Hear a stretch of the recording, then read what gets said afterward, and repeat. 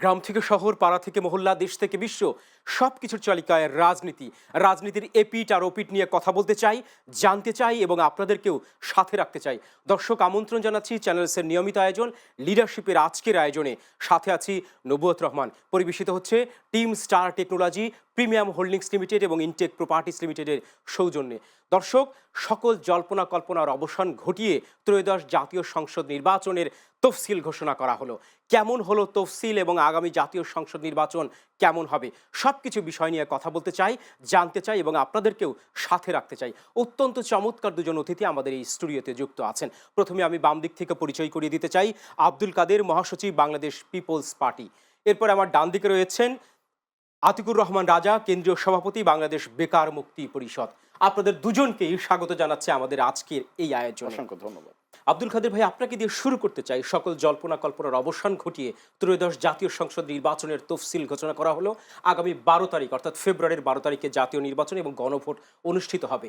আমরা দেখতে পাচ্ছি যে কিছু গোষ্ঠী কিন্তু এই জল ঘোলা করে এই নির্বাচনকে বানচালের জন্য একটা ষড়যন্ত্র করে যাচ্ছে এবং গত দুদিন আগে দেখলাম ওসমান হাদি ইনকলাব মঞ্চের আহ্বায়ক, তাকে গুলি করা হয়েছে। সব বিষয় নিয়ে জানতে চাই এবং আপনার বিশ্লেষণ এবং মূল্যায়ন কেমন?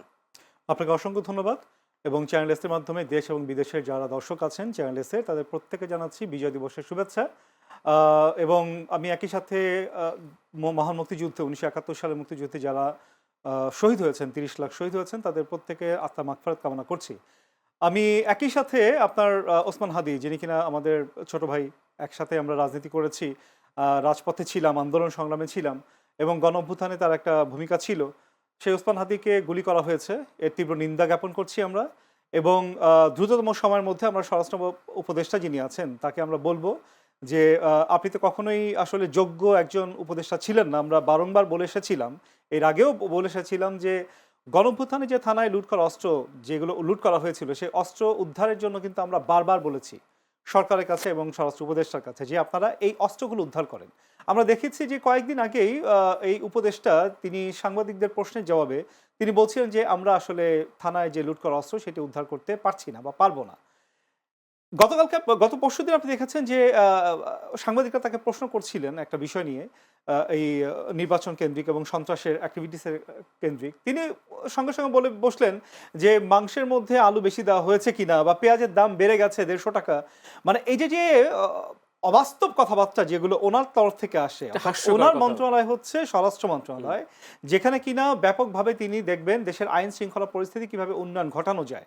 একটা তফসিল ঘোষণা করা হয়েছে, সেই তফসিল ঘোষণার আগে যে অবৈধ অস্ত্র উদ্ধার করতে হবে, আমরা প্রায় প্রত্যেক নির্বাচনে আগে দেখেছি যে আইন শৃঙ্খলা বাহিনীর একটা তৎপরতা থাকে যে যত অবৈধ অস্ত্র আছে সেগুলো উদ্ধার করতে হবে। তার মধ্যে যে একটা এত বড় গণঅভ্যুত্থান হলো, সেখানে প্রতিটা থানা লুটপাট করা হয়েছে, সেই থানা থেকে প্রচুর অস্ত্র লুটপাট করা হয়েছে। সেই অস্ত্রগুলো যদি আপনি উদ্ধার করতে না পারেন তাহলে তো এটা অশনি সংকেত। আজকে হাদির উপর গুলি হয়েছে, আগামীকালকে আরও কারোর উপর গুলি হবে না, তার তো কোনো নিশ্চয়তা নেই।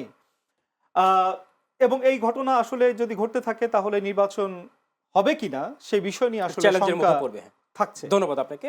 আমি রাজু ভাই আপনার কাছে একটু ফিরতে চাই। নানা শঙ্কা এবং আশঙ্কার মধ্যে কিন্তু তফসিল ঘোষণা করা হলো এবং আমরা দেখতে পাচ্ছি সকল রাজনৈতিক দলগুলো নির্বাচনমুখী, সবাই নির্বাচনের দিকেই এগিয়ে যেতে চায়। কিন্তু কিছু কিছু দেশি বিদেশি ষড়যন্ত্র দেখলাম যে মাথাচাড়া দিয়ে উঠছে, এই অস্থিতিশীল পরিস্থিতি তৈরি করতে চাচ্ছে দেশে। আপনার কাছে কি মনে হয়, আপনার বিশ্লেষণ কেমন?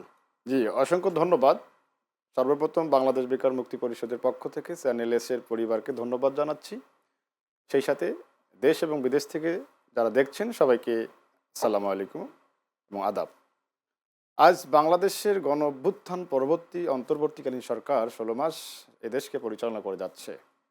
দেশের মানুষ এদের শৃঙ্খলা, এদের পরিচালনা, দেশ পরিচালনার যে অনভিজ্ঞতার যে বহিঃপ্রকাশ, এটা বুঝতে পেরেছে যে অন্তর্বর্তীকালীন সরকার দেশ পরিচালনার পূর্ব অভিজ্ঞতা না থাকলেও আমরা দেখেছি বিগত কেয়ারটেকার গভর্নমেন্ট যারা যখন এসেছে দেশকে অল্প সময়ের মধ্যে কন্ট্রোল করার জন্য আইন শৃঙ্খলা পরিস্থিতি যতটুকু দ্রুত পদক্ষেপ নেওয়া দরকার সেটা তারা করতে পেরেছে।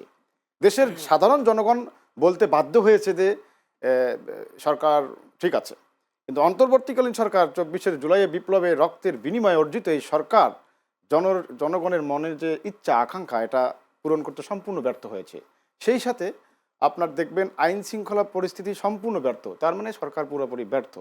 আমরা কিন্তু জুলাই অভ্যুত্থান করেছি এই ব্যর্থ সরকার দেখবার জন্য নয়। আমরা চেয়েছিলাম জুলাই বিপ্লব একটি বাংলাদেশের ৫৪ বছরের ইতিহাসে এরকম একটি বিপ্লব, আমি নিজে যেখানে রাজপথে ছিলাম, মানুষকে হত্যা হতে, গুলি হতে দেখেছি, নিজের গায়ে রক্ত মেখে মানুষকে হাসপাতালে নিয়ে গেছে, আমি নিজে গুলিবিদ্ধ হয়েছি। সেখানে আজ অন্তর্বর্তীকালীন সরকার তাদের নিশ্চয়তা এবং নিরাপত্তা তো দেয়া দূরের কথা, আজ জুলাই বিপ্লবের অন্যতম একজন ইনকলাব মঞ্চের মুখপাত্র, যিনি কিনা এই জুলাই বিপ্লবের অগ্রণী ভূমিকা পালন করেছে, আসিফ মাহমুদ বলেছে গতকাল এক সারিতে ছিল তারা, সম্মুখ সারিতে, সে যখন গুলিবিদ্ধ হয়, সেখানে অন্তর্বর্তীকালীন সরকার স্বরাষ্ট্র উপদেষ্টা কিভাবে এখনো চেয়ারে বসে থেকে আমার মনে কেন জানি এটা বারবার চিন্তা আসছে যে তাকে পদত্যাগ করা উচিত ছিল কালকে। কত লজ্জার বিষয়, আজ ২৪ ঘন্টা পার হয়ে গেছে সে গুলিবিদ্ধ হওয়ার আসামিকে, সে ক্লিয়ারকে ধরতে পারছে না সরকার। সরকার কতটা ব্যর্থ! তার মানে তারা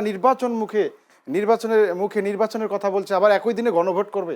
এত বড় কিন্তু এই যে এই এত বড় একটা ঘটনা ঘটলো, নিশ্চয়ই গোয়েন্দা সংস্থার কাছেও কিন্তু এই তথ্যগুলো ছিল। না, অবশ্যই। এই যে হাদি গিয়েছিল কালভার্ট রোডে, পাশেই কালভার্ট রোডে সে নামাজের পরে গণসংযোগ করেছিল। এই অবস্থায় তার সাথে গণসংযোগে আমরা যেটা জানতে পেরেছি যে তারাও, যে কিলার সেও নাকি ছিল। তো আলটিমেটলি এই পরিকল্পনা তো একদিনের না, এটা বিগত আরও কয়েকদিনের পরিকল্পনা। এবং এটা হাদিকে যে সে গুলি করে হত্যা করবে, এই তথ্য আমরা ভিতর থেকে যেটা জানতে পেরেছি, তথ্য গোয়েন্দা সংস্থার হাতে আছে। এবং সেটা গোয়েন্দা সংস্থা সরকারকে অথবা তারা প্রোটেকশন ঠিক মতো দিতে পারেনি। আমাদের হাদির মতো একজন লোককে আমরা এখন মৃত্যুর সাথে পাঞ্জা লড়তে দেখছি, এটা আমাদের জন্য খুবই কষ্ট, খুবই দুঃখজনক। আপনার কাছে একটু ফিরতে চাই আব্দুল কাদের ভাই, একই সাথে গণভোট এবং জাতীয় নির্বাচন, আসলে নির্বাচন কমিশনের জন্য এটা কতটা চ্যালেঞ্জ বলে আপনি মনে করছেন? না, এটা তো একটা বিরাট চ্যালেঞ্জ, কারণ জাতীয় সংসদ নির্বাচন এটা ৩০০ আসন, কিন্তু আসলে আপনাকে মনে রাখতে হবে ১২ থেকে ১৪ কোটি ভোটার কিন্তু ভোট দেবে। তাহলে ১২ থেকে ১৪ কোটি ভোটার যখন ভোট দেবে এবং এই ৩০০ আসনে কত প্রার্থী, হাজার হাজার প্রার্থী নির্বাচনে কন্টেস্ট করবে, তার মধ্যে আপনি গণভোটের আয়োজন করছেন। আসলে গণভোটের সাথে তো আমরা ইউজ টু না, আমরা কখনো গণভোটে ভোট দেইনি। তাহলে জনগণ যখন কিনা ভোট দিতে যাবে, সে একই সাথে ব্যালটে ভোট দেবে হচ্ছে মার্কায়, আবার একই সাথে গণভোটে যখন সে ভোট দেবে হ্যাঁ বা না, এটা একটা জটিল প্রক্রিয়া এবং এটা আরও আসলে সমস্যা তৈরি করবে। আমি ওসমান হাদির বিষয়ে আসি। আপনার ফেসবুকে আপনি দেখেছেন যে একজন সাবেক র্যাব কর্মকর্তা সম্ভবত, সে কিন্তু বলছিলেন যে তিনি নাকি প্রশাসনকে বলেছে যে ওসমান হাদির উপর গুলি হতে পারে বা তার উপর হামলা হতে পারে। তাহলে এত বড় একটা ঘটনা যদি সেই লোকটা আগে থেকে প্রশাসনকে জানায়, তাহলে প্রশাসন কেন ব্যবস্থা নেয়নি? তাহলে প্রশাসন কেন নির্লিপ্ত ছিল? তাহলে এটা কিন্তু একটা আমাদের কাছে মনে হচ্ছে যে আসলে এখানে ষড়যন্ত্র তত্ত্ব আমরা পাচ্ছি। কারণ অনেকেই বলছে যে নির্বাচনকে বানচাল করার অনেক ধরনের গেম হচ্ছে, কারণ আমরা জানি নির্বাচন বানচাল হলে অনেকেই আসলে সুবিধা পাবে, এই সরকার হয়তো বা আরো কিছুদিন টিকে থাকবে। আর যে স্বরাষ্ট্রমন্ত্রী উপদেষ্টা, আসলে তার পদত্যাগ করা উচিত। আমরা গতকালকে মানববন্ধন করেছি, আমরা বিক্ষোভ মিছিল করেছি যে এ ধরনের একটা অথর্ব উপদেষ্টা তিনি থাকলে আসলে নির্বাচনটা সুষ্ঠুভাবে হবে কিনা সেই বিষয় নিয়ে আসলে প্রশ্ন আছে। আর গণভোটটা আসলে হয়তো আগে অথবা পরে দেওয়া উচিত ছিল, জাতীয় নির্বাচনের সাথে কোনোভাবেই গণভোট দেওয়া উচিত হয়নি। ধন্যবাদ আপনাকে। আমি ফিরতে চাই রাজা ভাই আপনার কাছে। কেউ বলছেন প্রি টেস্ট এবং টেস্টের আগেই ফাইনাল খেলছে নির্বাচন কমিশন, অর্থাৎ স্থানীয় সরকার নির্বাচনের কোনো অভিজ্ঞতা তারা এই কমিশনের নেই এবং সিটি কর্পোরেশনের বা উপনির্বাচনের কোনো নির্বাচন তারা পরিচালনা করেনি। সরাসরি এই জাতীয় নির্বাচন এবং গণভোটের মতো বড় একটা আয়োজন কতটা চ্যালেঞ্জ বলে আপনি মনে করছেন? হ্যাঁ, অবশ্যই এটা বড় ধরনের একটি চ্যালেঞ্জ। নির্বাচন কমিশনার যে চ্যালেঞ্জ হাতে নিয়ে গণভোট এবং জাতীয় নির্বাচনের আয়োজন এবং তারিখ ঘোষণা করতে পেরেছে, একটা বড় সাহসিকতার পরিচয় তারা দিয়েছে। কিন্তু সাধারণ জনগণের যে মতামত, যে নাবালক নির্বাচন কমিশনার দিয়ে সাবালক বাংলাদেশের এই জনগণের ভোট এবং গণভোট একসাথে করতে পারবে না, এটা খুবই দুঃখজনক হবে এবং পরিস্থিতি ঘোলাটের দিকে যাবে। দেখেন, দেশীয় এবং ডক্টর ইউনূসের এই উপদেষ্টা পরিষদ, এই পরিষদ জানে যে নির্বাচন সংগঠিত হওয়ার আগে দেশি বিদেশি বহুমুখী ষড়যন্ত্র চলছে নির্বাচনকে বানচাল করবার জন্য। সরকার জানার পরেও নির্বাচন বানচাল যাতে না হয় সেটার জন্য কি পদক্ষেপ নিয়েছে? আছে কোনো সরকারের পদক্ষেপ? নো। সরকার শুধু বলে যাচ্ছে যে আমরা বয়ান করে যাচ্ছে, আসিফ নজরুল বয়ান করে, প্রধান উপদেষ্টাও মাঝে মাঝে কথা বলে যে এরকম নির্বাচন আর কখনো হবে না ইতিহাসে, বাংলাদেশের ইতিহাসে। আসলে এই বয়ান এখন আর মানুষ খায় না, মানুষ দেখে বাস্তবতা। আপনারা কতটুকু বাস্তবায়ন করতে পেরেছেন? নির্বাচন তফসিল ঘোষণা হলো, পরের দিনেই গুলিবিদ্ধ হয় প্রার্থী, আর আপনারা বলতেছেন সুন্দর সুষ্ঠু নির্বাচন আমরা করতে পারবো এবং একই দিনে ভোট করতে পারবো, এটা এখন জনগণ বিশ্বাস করে না। সেটা গত পরশুদিনই প্রমাণ হয়ে গেছে হাদি গুলিবিদ্ধ হওয়ার পর থেকে। কাজী অবশ্যই আমরা এই সাধারণ জনগণের জন্য রাজনীতি করি, আমরা জনগণের প্ল্যাটফর্ম থেকে জনগণের কথাগুলোই এই স্টুডিওর মাধ্যমে জনগণের মাধ্যমে সরকারের কাছে পৌঁছে দিতে চাই। সেটি হচ্ছে অবিলম্বে এটি এই যে হত্যাকাণ্ড বা আপনার গুলিবিদ্ধ হত্যাকাণ্ড ঘটানোর জন্যই যে গুলি করা হয়েছে হাদিকে, এটি একটি চরম দুঃখজনক বিষয়। এটিকে এখন পর্যন্ত এই কিলারকে যেহেতু ধরতে পারেনি, আমরা চাই অবিলম্বে এই কিলারকে ধরতে হবে। পাশাপাশি ভারতীয় যে ষড়যন্ত্রগুলো হচ্ছে, রাশেদ খান বলেছে কয়েকদিন আগে এই যে গণ অধিকার পরিষদের বাংলাদেশে 50 জনের অধিক প্রার্থীকে হত্যা করার একটা ষড়যন্ত্র রয়েছে। এছাড়া আরেকজন ব্যক্তি বলেছে ভারত থেকে অলরেডি বেশ কিছু আততায়ী, এই 50 জনের মধ্যে তো হাদির নামও ছিল। হ্যাঁ, হাদির নামও ছিল। তো আলটিমেটলি হাদিকে হত্যা করার জন্যই কিন্তু গুলি করা হয়েছে, কারণ তাছাড়া মাথায় গুলি করবে কেন? এবং খুব খুব টার্গেট করে এমন জায়গায় গুলি লেগেছে। আল্লাহ পাক যেন তাকে হায়াত দারাজ করে এবং সে যেন আমাদের মাঝে সুস্থ হয়ে ফিরে আসে, আল্লাহ যেন তাকে আমাদের মাঝে ফিরে নিয়ে আসে, আমরা এই কামনা করি। দেখেন, ভারত থেকে সরকার জানে এবং মিডিয়ার মাধ্যমে প্রচার হয়েছে যে ভারত থেকে অলরেডি 80 জনের অধিক কিলার বাহিনী বাংলাদেশে প্রবেশ করেছে, রয়ের মাধ্যমে এটা বাংলাদেশে বিভিন্ন জায়গায় বিচরণ করছে। সরকার সব কিছু জানার পরেও দেখেন উপদেষ্টা পরিষদেও এখানে সমস্যা আছে, প্রত্যেকটা প্রশাসনের জায়গাও এখনো সমস্যা আছে, সেই সমস্যাগুলো সরকার এখনো দূর করতে পারেনি। এই সমস্যার মধ্যে থেকে আবার জাতীয় নির্বাচনের তফসিল ঘোষণা করলো সরকার, মানে আগুন প্রজ্বলন করে সেই আগুনে জাতিকে আগুনের উপর দিয়ে রাস্তা পার হওয়ার জন্য একটা সূত্র তৈরি করে জাতির সামনে প্রেস করছে। সেটা জাতি এখন খাবে না। আমরা অবিলম্বে এই সরকার দিয়ে সুষ্ঠু নির্বাচন হবে না। আমরা 24-এর আপনি মনে করছেন এই সরকার দিয়ে, এই প্রশাসন দিয়ে আগামী নির্বাচন হবে না। আমরা বিপ্লবী সরকার। আমরা যেতে চাই একটু বিজ্ঞাপন বিরতিতে। দর্শক, আপনারা দেখছেন লিডারশিপের আজকের আয়োজন, যেতে চাই ছোট্ট একটা বিজ্ঞাপন বিরতিতে। দর্শক, সাথে থাকবার জন্য অসংখ্য ধন্যবাদ। আব্দুল কাদের ভাই, বিরতির পর আপনার কাছে ফিরতে চাই। তফসিল ঘোষণা করার পরে যখন পরিস্থিতি উত্তপ্ত, ঠিক তেমন পরিস্থিতিতে বিএনপির মহাসচিব ঘোষণা করলো আগামী 25 তারিখে তাদের ভারপ্রাপ্ত চেয়ারপারসন দেশে ফিরছেন।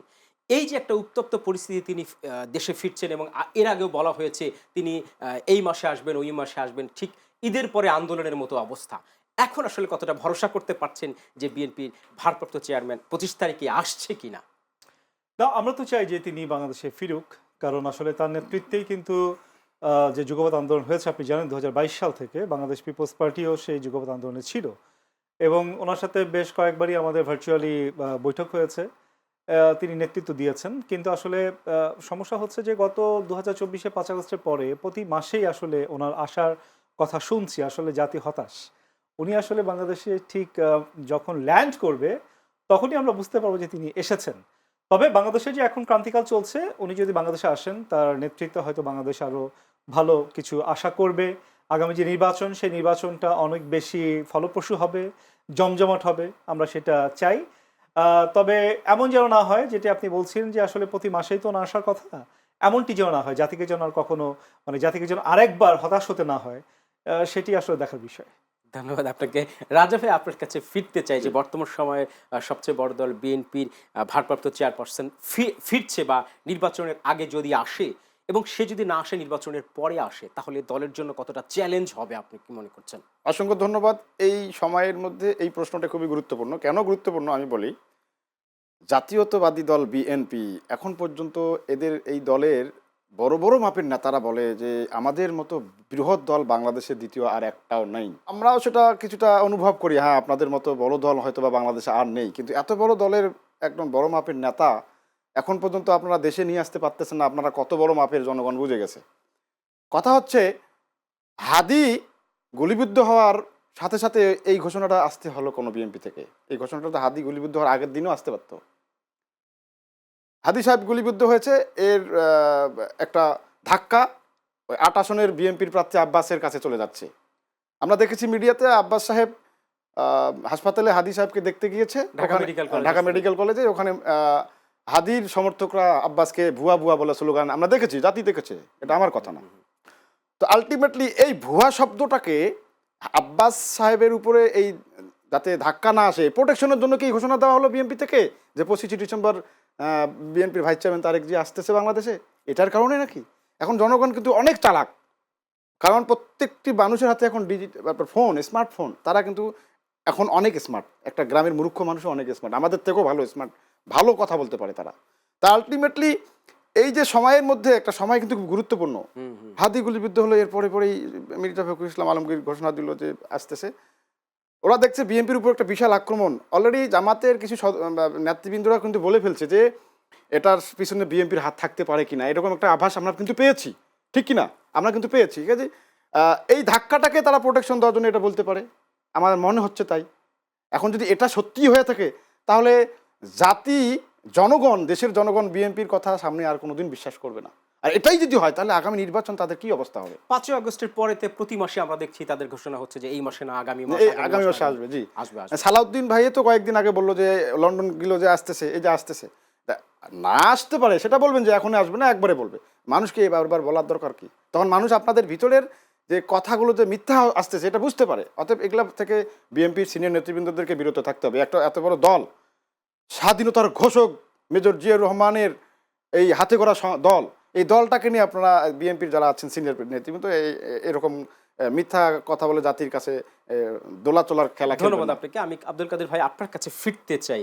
নাগরিক ঐক্যের আহ্বায়ক মাহমুদুর রহমান মান্না ভাই বলেছেন যে বিএনপির যারা শরিক ছিলেন, যারা যুগপৎ আন্দোলনের সাথে যুক্ত ছিলেন, তাদেরকে হতাশ করেছে, তাদেরকে অবমূল্যায়ন করা হয়েছে, তাদের যে আসন ভাগাভাগি করার কথা ছিল সেইখান থেকে কিন্তু বিএনপি তাদেরকে বঞ্চিত করেছে। আপনারাও এই জুলাই আন্দোলনে ছিলেন, আপনার কাছে মনে হয় যে বিএনপি আসলে কতটা তাদেরকে অবমূল্যায়ন করলো?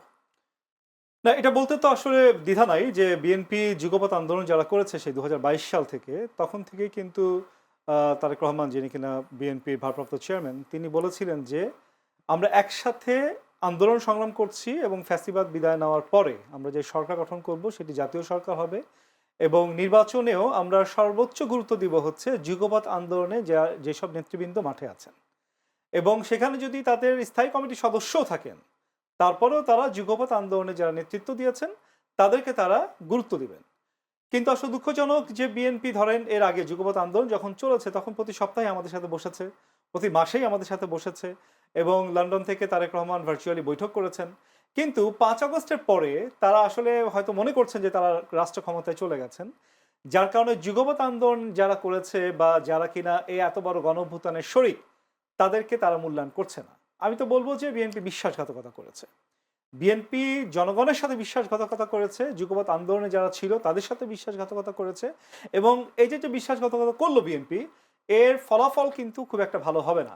আপনি হয়তোবা অ্যাসেসমেন্ট করছেন যে প্রথম আলো একটা জরিপ করেছে এবং প্রথম আলো যে জরিপটা করেছে সেটা একেবারে অ্যাবসার্ড, হাস্যকর। কারণ প্রথম আলোর এই জরিপটা যারা করেছে তারা একেবারে নবীন একটা সংস্থা, এই প্রথম তারা এই জরিপ কার্যক্রম চালানো এবং সম্ভবত 15 জন মাত্র এই জরিপ অংশগ্রহণ করেছিল, অর্থাৎ যারা কিনা জরিপে কার্যক্রম চালিয়েছিল মাত্র 15 জন। কমিটিতে 15 জন ছিল। এখন বাংলাদেশ আসলে এত বৃহৎ একটা রাষ্ট্র যেখানে কিনা প্রায় 18 কোটি জনগণ আছে, আপনি যদি 1000 লোকের কাছ থেকে, এবং সেই 1000 লোক আপনি কোন কোন জায়গা থেকে নিয়েছেন সেটাও কিন্তু একটা গুরুত্বের বিষয়, একটা চিন্তা ভাবনার বিষয়। তো সেখানে প্রথম আলো বলে দিল যে বিএনপি রাষ্ট্র ক্ষমতায় চলে আসছে, অর্থাৎ তাদের যে খুব আশা আকাঙ্ক্ষা আছে বা তারা যে আত্মবিশ্বাস আছে সেই আত্মবিশ্বাসটা আরো বেশি চাঙ্গা করে দিল প্রথম আলো। আমি এ ধরনের আসলে জরিপ বিশ্বাসও করি না এবং এই ধরনের জরিপ না করাটাই ভালো। আমরা যারা মাঠে রাজপথে আন্দোলন সংগ্রাম করি, একেবারে জনগণের কাতারে গিয়ে রাজনীতিটা করি, জনগণের সাথে রাজনীতি করি, আমরা জানি যে জনগণ কিন্তু আসলে এবার যদি সুষ্ঠু নির্বাচন হয়, সুষ্ঠু নির্বাচনে জনগণ যে আসলে কোথায় ভোট দেবে এটা আসলে ভোটের মাধ্যমে প্রমাণিত হবে। যদি বিএনপি ভেবে থাকে যে যুগপৎ আন্দোলনে যারা শরিক ছিল তাদেরকে অবমূল্যায়ন করে তারা রাষ্ট্র ক্ষমতায় যেতে পারবে, তাহলে তারা বোকা রাজ্যে বসবাস করছে। জনগণ কিন্তু এত বোকা না। জনগণ, ওই যে আমাদের ভাই বললো যে জনগণ আসলে অনেক স্মার্ট, এবং আমি সবসময়ের জন্য বলি এই রাষ্ট্রের মূল তো হচ্ছে জনগণ।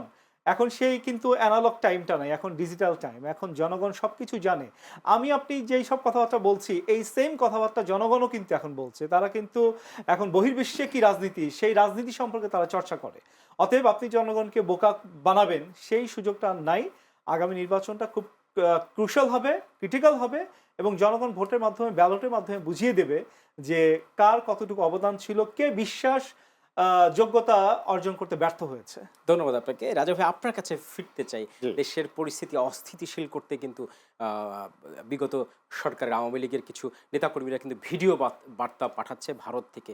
তারা একটি ঘোলাটে পরিবেশ তৈরি করতে চাচ্ছে এবং দেখা যায় যে বিভিন্ন কর্মসূচি, লকডাউন, তারপরে আপনার বিভিন্ন ধরনের কর্মসূচি কিন্তু এই আওয়ামী লীগ দিচ্ছে। আপনার কাছে কি মনে হয় তাদেরকে ফিরে আসার, নির্বাচনের আগে ফিরে আসার, তারা এই হুমকিটা দিচ্ছে, ফিরে আসার সম্ভাবনা কতটুকু দেখছেন আপনি? আমি বহির্বিশ্বে অথবা পার্শ্ববর্তী কোনো রাষ্ট্রে ভারত থেকে হুমকি বাংলাদেশে আসবে এই প্রশ্নটির উত্তর দেওয়ার আগে দেশের রাজনীতিবিদ এবং রাজনৈতিক দলীয় নেতৃবৃন্দের হুমকির কথাটা আগে বলি। দেশবিরোধী তারা এবং দেশের জনগণের ভিতরে যে ডিভাইড সৃষ্টি করতে চায় এবং নির্বাচন বানচালের জন্য যে বাংলাদেশে বিভিন্ন দলও এটা কিছু না বুঝে কথা বলে ফেলে, এটার কারণে নির্বাচনটা বানচালও হতে পারে।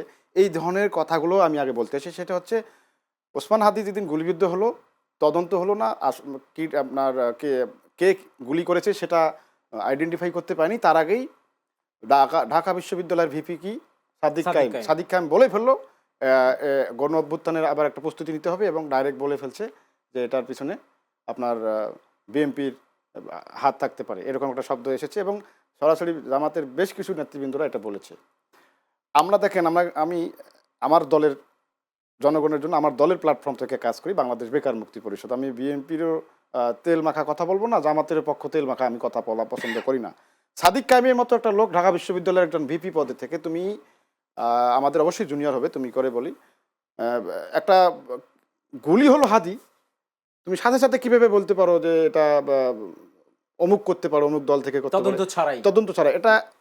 এটাও একটা মানে জনগণ কিন্তু বোঝে। আমি যে বারবার একই কথা বলছি যে কথা বলার সময় হিসাব করে কথা বলতে হবে।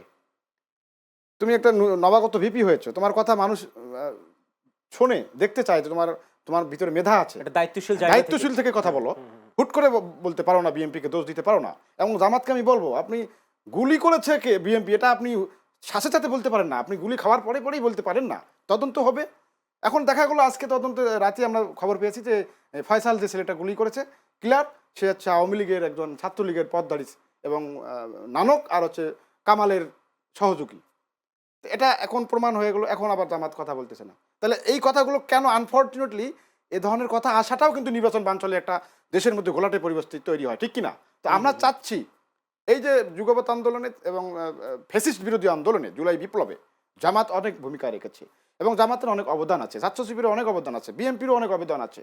সবাই সম্মিলিতভাবে যেভাবে আমরা ঐক্যবদ্ধ প্ল্যাটফর্ম থেকে ফ্যাসিস্ট বিতাড়িত করেছি, আজ দেখা যাচ্ছে নির্বাচনের তফসিল ঘোষণার পরে পরে আমাদের মধ্যে ডিভাইড শুরু হয়ে গেছে।